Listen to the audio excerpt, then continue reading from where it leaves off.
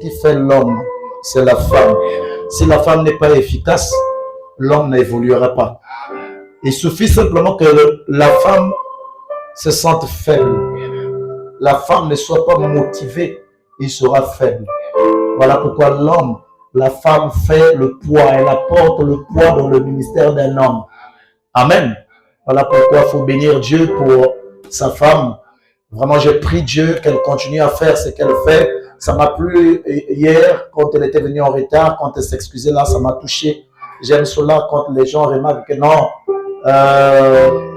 je ne suis pas là, mais ça m'inquiète que les gens viennent et que je ne sois pas là. Amen. Que Dieu le bénisse richement. Qu'il bénisse aussi. N'oubliez pas, moi aussi, j'ai ma femme ici, mon amie. Elle est où déjà? Elle est là-bas, au fond là-bas. Est-ce qu'on peut acclamer le Seigneur? Amen. Quand on se regarde souvent, on dit, ah, on commence à vieillir, hein? On revient de loin. On revient de loin. Nous passons par des hauts, des bas, des situations compliquées. Mais on se soutient, on avance. Amen. Que Dieu bénisse l'homme de Dieu qui nous a parlé la fois passée. Le pasteur Harris de Pointe-Noire. Est-ce qu'on peut acclamer le Seigneur? Et qu'il bénisse tous les prédicateurs qui sont avec nous. Est-ce qu'on peut acclamer le Seigneur? Amen. Est-ce qu'on se sent bien? On va parler de la vie éternelle. Amen. Mais pas seulement parler de la vie éternelle, mais on va se partager aussi de la vie éternelle. Amen. Mais on ne peut pas parler de la vie éternelle à ceux qui n'ont pas la vie éternelle. Il faudrait que les gens qui ont été depuis, on ne peut pas être éternel, à devenir éternel sans être éternel auparavant. Amen. On va se lever pour lire des Écritures. Nous allons prendre le livre de Daniel 12, à partir du verset 2. C'est l'unique livre qu'on a parlé dans le Nouveau Testament de la vie éternelle. On a parlé de la vie éternelle une seule fois, dans l'Ancien Testament plutôt. Dans l'Ancien Testament, on a parlé une seule fois. Nous allons prendre Daniel 12. Daniel en dépassant Jérémie, le puissant Ecclésiaste, Jérémie, Ézéchiel, jusqu'à Daniel. Voilà, donc Daniel 12. Mais comme je vous dis toujours, moi, j'aime quand vous lisez, hein?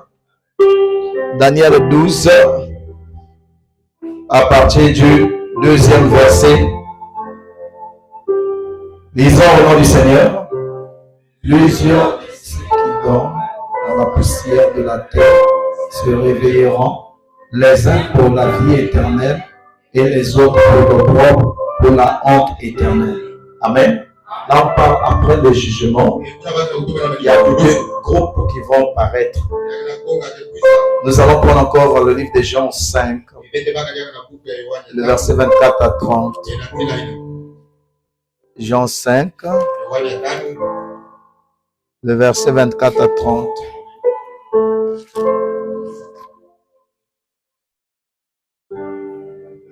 Jean 5, on va lire doucement. On y va. En vérité, je vous le dis. Celui qui écoute ma parole et qui croit à celui qui m'a envoyé a la vie éternelle. Et ne vient point au jugement, mais il est passé de la mort à la vie. En vérité, je vous le dis, l'heure vient et elle est déjà venue où les morts entendront la voix du Fils de Dieu et ceux qui l'auront entendu vivront. Car comme le Père a la vie en lui-même, ainsi il a donné au Fils d'avoir la vie en lui-même. Et il lui a donné le pouvoir de juger, parce qu'il est le Fils de l'homme. Ne vous étonnez pas de cela, car l'heure vient où tous ceux qui sont dans les sépulcres entendront sa voix et en sortiront. Ceux qui auront fait le bien ressusciteront pour la vie, mais ceux qui auront fait le mal résisteront pour le jugement. Je ne puis rien faire de moi-même. Selon que j'entends, je juge, et mon jugement est juste, parce que je ne cherche pas ma volonté, mais la volonté de celui qui m'a envoyé. Amen. Que Dieu vous bénisse seulement, versez-vous. Que le nom de l'Éternel soit béni. Voilà, donc nous sommes en train de parler de la vie éternelle. C'est un sujet très important. C'est un sujet que beaucoup des églises soulignent souvent, mais qui ne comprennent pas ce qu'est la vie éternelle. Amen. Beaucoup des églises, ils parlent de la vie éternelle, mais sans connaître la quintessence, le vrai sens de la vie éternelle. Regardez, on ne peut pas parler de la vie éternelle, de la vie immortelle, sans parler de la vie mortelle, cette vie naturelle. Voyez dans le livre de Genèse, Genèse 3, verset 19, la Bible dit: c'est à la sueur de ton visage que tu mangeras du pain jusqu'à ce que tu retournes dans la terre où tu as été pris, car tu es poussière et tu retourneras dans la poussière. Donc, montrons que non, la vie naturelle est limitée, est une vie limitée. Donc, à n'importe quel moment, tu quitteras. Ce corps est formé par les 16 éléments de la terre. Et ces 16 éléments de la terre, nous avons du calcium, la potasse, le pétrole, le zinc. Il y en a 16 en total. Et parmi ces éléments, la science montre qu'il y a une certaine gravitation, donc une certaine attraction, un certain magnétisme. Le corps répart toujours du terre. Tout ce qui a la même nature que la terre répartira de la terre. Ben voilà pourquoi ce corps, obligatoirement, ça va répartir dans la terre.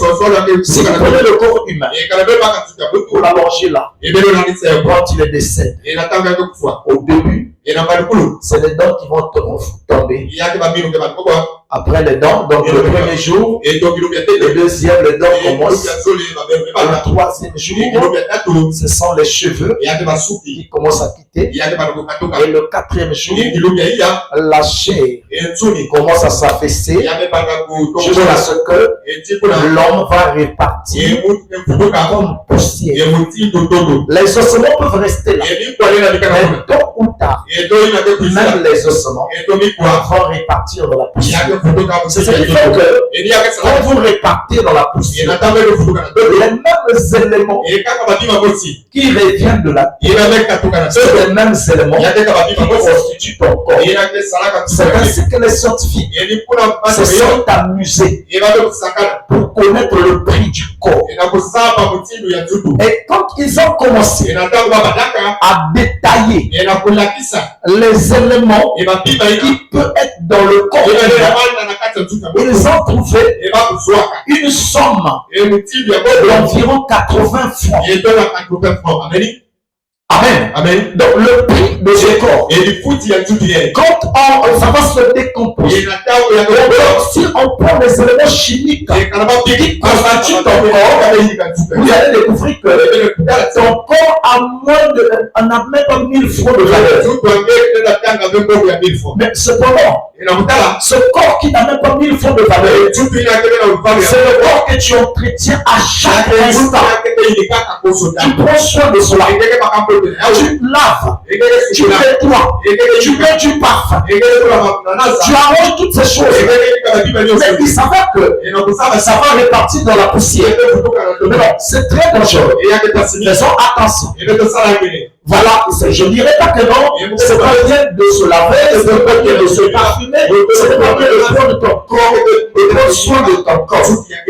Amen. Mais le problème, c'est que c'est la manière dont tu considères ton corps plus que tout. Nous voulons comprendre que en dehors de ce corps, il y a ce qui a plus de valeur que ton corps. Si nous voyons dans le livre des Job, Job 14, à partir du premier verset, il y aura ceci: la vie de l'homme est courte. Amen. L'homme né de la femme, sa vie est courte, constamment agitée. Ça a été démontré par la Bible et scientifiquement que l'expérience de vie de l'homme ne peut pas dépasser 80 ans. Vous allez me dire que non, nous avons trouvé des gens qui ont 90 ans. Les gens en Afrique ici, c'est souvent le mensonge. Parce que la plupart des gens qui prenaient 100 ans, en cette période-là, il n'y avait pas encore des actes de naissance. Vous venez avec précision. On était toujours vert. On ne donnait pas les lettres convenables. Si on peut trouver les gens qui peuvent avoir au moins 85 ans. Mais il faut noter que c'est rare. En général, vous ne pouvez plus vivre pendant longtemps. Déjà, une personne qui a 20 ans, une personne qui a 40 ans, il te reste peu de temps. Mais sans oublier que il y a des gens qui meurent avant l'âge. Il y a ceux qui meurent même en étant bébé. 10 ans. 50 ans, 20 ans. Donc il n'y a pas d'âge sur la mort. La mort, quand ça vient, ça peut choisir les proches. Donc il fallait qu'on comprenne que notre vie naturelle est une vie courte. Est une vie. Il ne vous dira même pas à quel moment ça va s'achever. C'est une vie remplie d'égoïsme. Dans quel sens? On peut t'appeler au moment où tu ne t'attendais pas. Il y a des gens qui sont morts même aujourd'hui. Il y a ceux qui sont morts hier. À n'importe quel moment, dans cette vie naturelle, peut prendre fin. Et ce qui est vrai, vous tous vous le savez. Parmi vous, il y a des gens qui étaient dans la même école. Il y a ceux qui étaient de la même famille. Il y a ceux qui étaient dans le même groupe que vous, même chorale que vous, même quartier que vous, même zone que vous, mais ils sont comptés aujourd'hui parmi les vivants, parmi les morts. Peut-être même mère, peut-être même père, ils sont parmi les morts. Donc c'est pour vous dire que non, cette vie naturelle, c'est pas trop solide, c'est pas trop évident, c'est pas trop sûr. On va rassurer. Ça devait nous, on devait faire très attention. Mais pourquoi l'homme ne devrait pas avoir la vie qui sera meilleure que cela? Amen. Pourquoi? Pourquoi toutes ces choses? Pourquoi l'inquiétude? C'est à cause à l'Éden, dans le jardin de l'Éden, il y a quelque chose qui s'est passé. Qu'est-ce qui s'est passé? Dieu en créant l'homme. Amen. Je veux faire comprendre que ce corps est mortel. Il doit subir la mort. Mais non, Dieu, dans son amour, il a mis un arbre dans le jardin de l'Éden pour que cet arbre-là, en consommant, comme si cet arbre de la vie éternelle, comme ça est en toi, ça fait de toi un être éternel. Mais non, Dieu leur a dit, vous devez rester là. Là où il y a cet arbre. Mais au lieu qu'il reste dans cet arbre, ils ont écouté le diable. Ils ont écouté le serpent. Je vous rappelle que le serpent n'est pas un reptile. Ne rompez pas. Parce que quand on a maudit le serpent, on dit qu'il devait romper par son corps. Auparavant, le serpent était debout. Il avait une station debout. Le serpent était mignon. Le serpent était un bon gars. Le serpent avait le marat. Vous voyez, il était astucieux. Il avait la ruse. Il savait l'art du dire, l'art de parler, l'art de l'expression. Il avait ce que les philosophes appellent la magnétique. La magnétique. Ils avaient ce qu'ils appellent par l'organon, l'art d'habiller les paroles. Ils savaient dire des choses. Et cette onction du serpent est encore dans beaucoup de jeunes gens. Ils sont en train d'embrayer les jeunes filles par le discours. C'est là qu'on trouve chez les politiciens. C'est ce qu'on trouve de la plupart des gens. L'art de convaincre. Voilà pourquoi une fois fille de Dieu, il faut faire attention à ne pas prêter l'oreille à n'importe qui. Alors, le serpent ayant ces atouts-là, le diable a dit, voilà l'élément nécessaire pour que j'accomplisse mon travail. C'est là où le diable rentre dans le serpent, sa poche, pour embrouiller Ève. Il va donner quelque chose de contraire. Et quand ils ont mangé de cet arbre défendu, l'arbre de la connaissance du bien et du mal, l'arbre qui amène les gens dans la mauvaise voie. Et quand ils ont consommé de cet arbre, c'est là où le problème va commencer. C'est là où la mort va commencer. La Bible dira dans Genèse